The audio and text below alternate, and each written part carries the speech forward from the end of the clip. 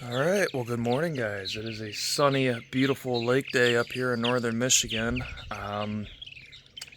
Most people right now would want to relax on the lake and enjoy the weekend, but I have a Panda I have to work on, so let's get started. Alright, we are back in the Yugo for some Fiat fun, so I will see you in the garage in a little bit.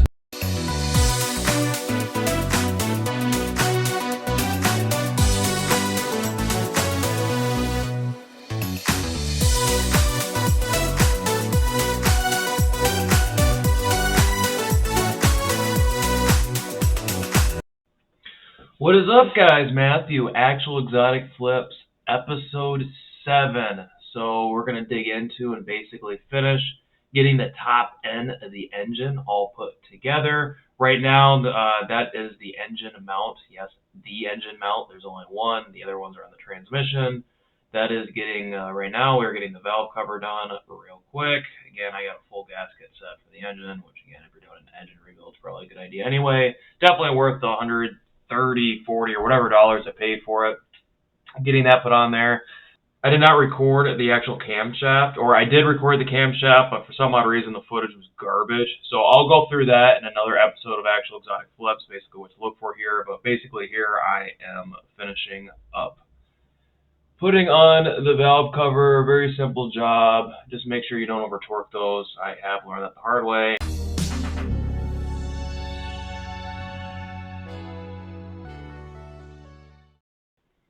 Alright guys, onto the exhaust manifold. Pretty straightforward. So I got this gasket on there, and then line up the manifold, put them on the studs. There is a hook right there. That's basically so when you go to lift up the engine, you have something to hook on. There's one on both sides. And just getting the nuts on. So that is pretty much about it for the exhaust manifold.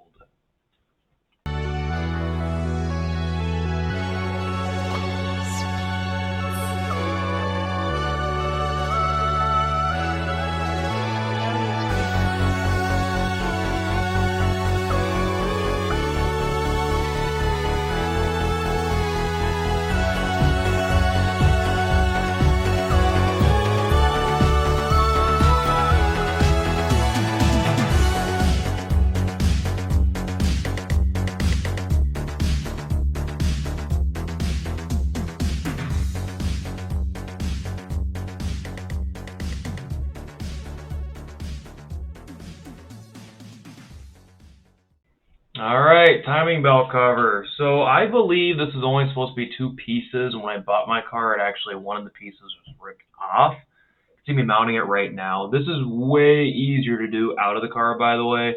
Doing this timing belt in the car is such a pain in the butt. I've already done it multiple times. Obviously, doing it out of the car is a lot simpler.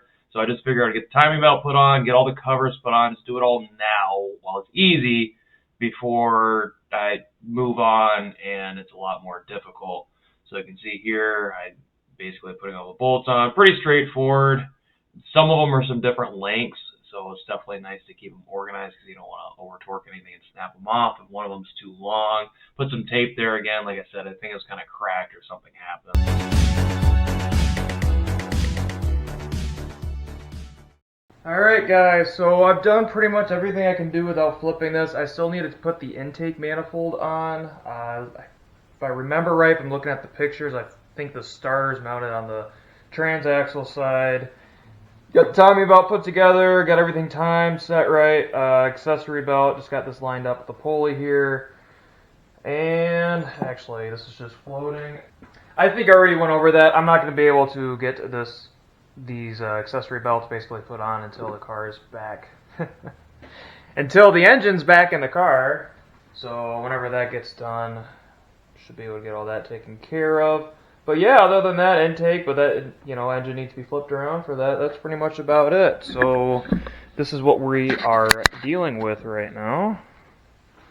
Starter right here. Like I said, I think that goes onto the transaxle side. So I'll wait till I get those connected before I try to install that. Exhaust manifold's on.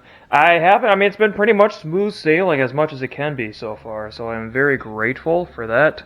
Hopefully the rest of this goes that way, but we will see what happens.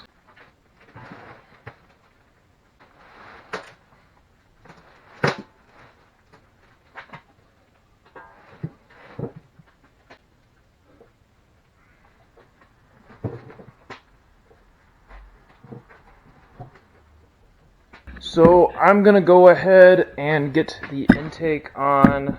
Yes, it's a pain in the butt to get to the spark plugs on these. That's where they are. They're actually on the rear, basically in between the intake. But anyway, I'll start getting that on, and hopefully that goes smoothly.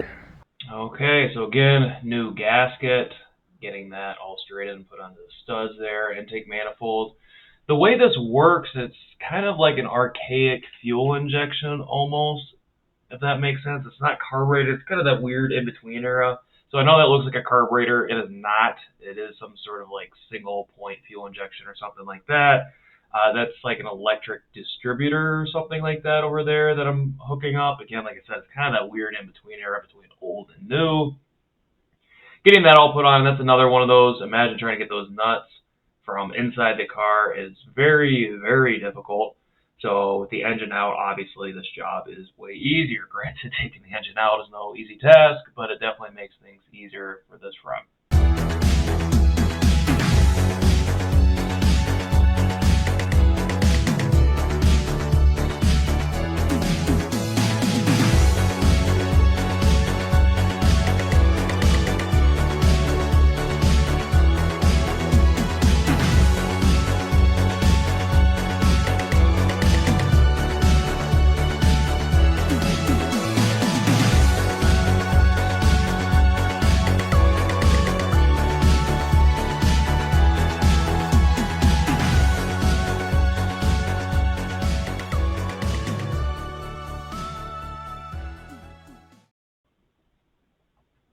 All right, so this is getting, I guess, the ignition or distributor or whatever you want to call it set up. It's not really a distributor, but getting that all set up, getting the plugs all in order.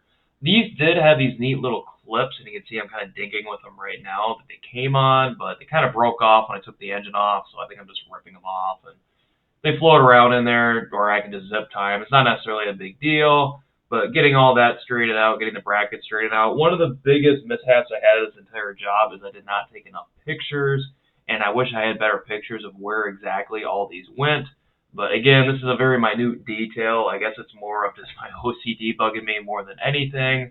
So I can see here getting the plugs and everything straightened out and put in. And good thing is the cable lengths for those are all different, because obviously you have to have the firing order right. And the shortest one goes on the first one, and then it keeps on going on down the line. So that's pretty simple to keep track of. Obviously, it's still a good idea to mark your spark plug cable wires, but like I said, the lengths are, pretty organized according to where they're supposed to go. So not necessarily a big deal either way, but I'm basically just finishing all that up here.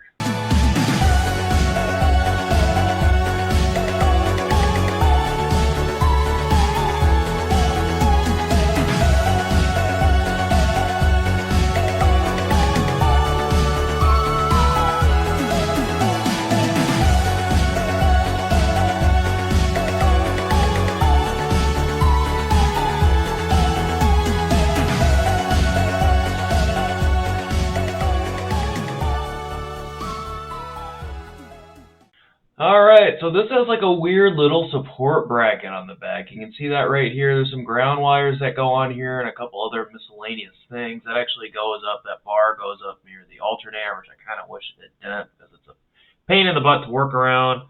But again, I would much rather get this on. Well, anything I can get on while the engine's out of the car, I want to get on just because it'll make it simpler. So everything minus, I think, the alternator and the AC compressor, I can do with the engine out of the car.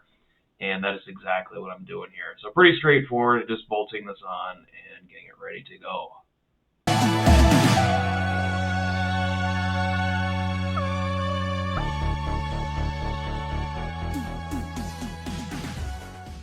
Alright, probably one of the most exciting moments of the entire job other than the car starting, getting everything mated, so engine's done, and getting it over by the transmission. Alright guys, so engine is mated to the transmission. So long story short, had a little bit of help and got these together, didn't really record it. I already had a recording of me disassembling everything. Obviously this was just the opposite of doing that and basically just bolting everything up. And yeah, we should be good to go. So next episode, hopefully next week, we will get this thing mounted in the car. That'll be nice. And hopefully we'll be off and running. I don't know if that'll happen next week, but that is definitely the hope.